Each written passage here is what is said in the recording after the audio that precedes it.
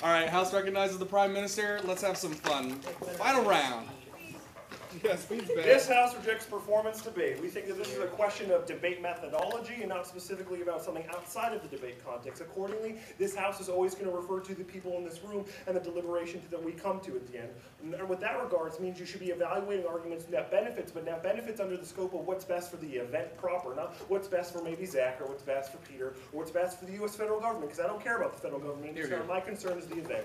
With that, let's get into our definition of performance. Our idea of performance debate is non-textual advocacy. Again, we see performance debate as non-textual advocacy. We have two warrants. The first warrant for this is always going to be bright line. We think that there's no other way to delineate clear ground because we think that when we're always speaking, we're always performing to an extent, especially in a debate event where there's people watching, it's always a performance. We think that non-textual is the only way to establish any kind of bright line. We think that bright line is key for ground. That means that people have equal opportunity in accessing the ballot. We think that ground is always key for people to participate in the event because if they didn't know how they could win the event, then they would never be a part of the event. The second standard for why we think non-textual advocacy is the proper definition is going to be limits. We think that there's absolutely zero way to limit the debate if we include textual advocacy. That means we have no possible way of determining when a speech act is a performance speech act and when a speech act is just a regular speech act. We think that limitations are necessary for the kind of definitions that we're talking about. With that, let's get to our advocacy, but I'll take a question. All right, criticisms. Do you consider like subtextual analysis an aspect of performance debate?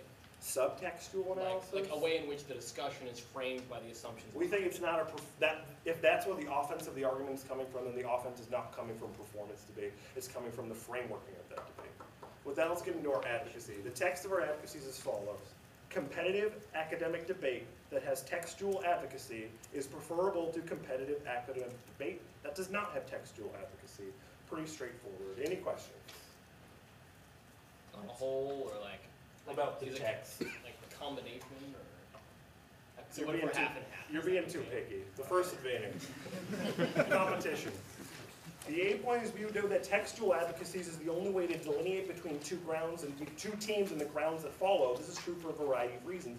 First, it allows for have some sort of scope of burden. We think key to whether or not you can know if you can win the battle is to know what the burdens of the PMC and the LOR are. We think that ground is the only way to articulate what those specific burdens are and have that tangibly before all of the debaters present. Second, we always think that it guarantees grounds. When we don't have textual advocacy, it's really easy to no link out of all of your opponent's arguments because we simply say, that's not what we meant, and we have no way of ever verifying what they actually meant. There's no record keeping, which is key to textual advocacy. Our third argument under here is we would say that textual advocacy is inextricably human. We think that human, as recent linguistic analysis has been showing, is that there's a natural disposition. There's actually a part of the brain that inclines the human subject necessarily to engage in language. The human isn't necessarily going to be a great artist or to be great at other performances, but we think that there is necessarily, every human being has the ability to speak language. We think that reason is preferable because it always increases accessibility for all of the competitors involved. The B point, however, is that there is zero mechanism to delineate ground or what the two teams are without a textual advocacy. We think this is true for a variety of reasons. First, for instance, in the case of a silence debate, if the other team decides to play along with the silence, all they're doing is participating in the framework of the PMC, and they actually don't have a legitimate opportunity to win the round. We think that is always going to be unfair. But second, we think that a lot of performance debate cases always have to be about winning because we expose some problem. But since that's always problematic, because if the government always does a performance debate, that means since they speak first and speak last, they will win the round every single time, which never allows for a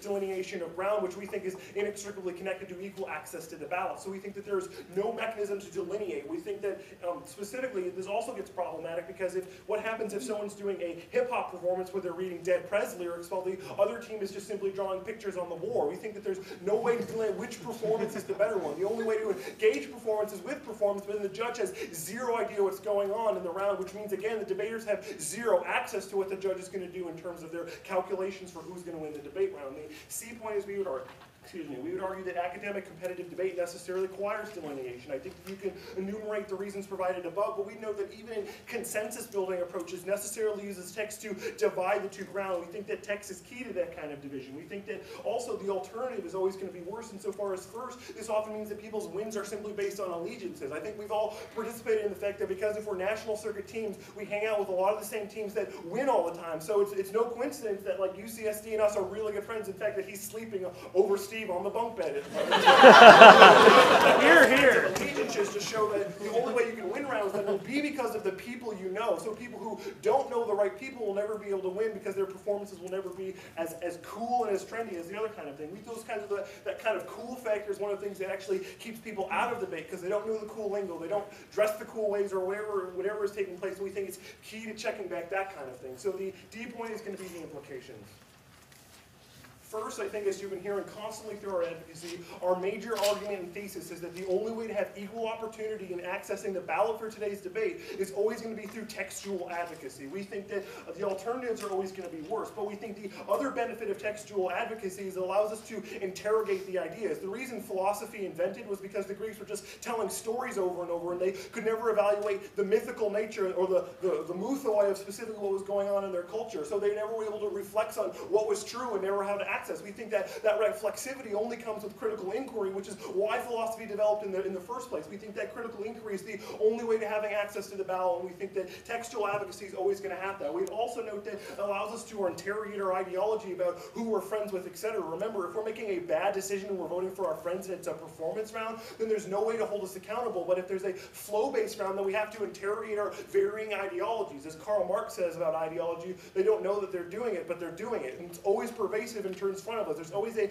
ideological curtain that hangs behind our various convictions. We think that we have to interrogate those ideologies about who are our friends and who's cool and who's trendy, and the only way to do that is the flow. And we think that the terminal impact, again, is always going to be equal access for people. We think that equal access is necessary for the longevity of the event. If people don't think like they can enter a debate round and have an opportunity to win the round, then no one's ever going to enter the debate round. After their first tournament, they will leave, and the event will cease to be what we know it is. So in terms of net benefits, we think this is the most in terms of magnitude, this is the biggest impact in the round, the continuation of the event, because it's all served us so well. With that, I urge a proposition ballot.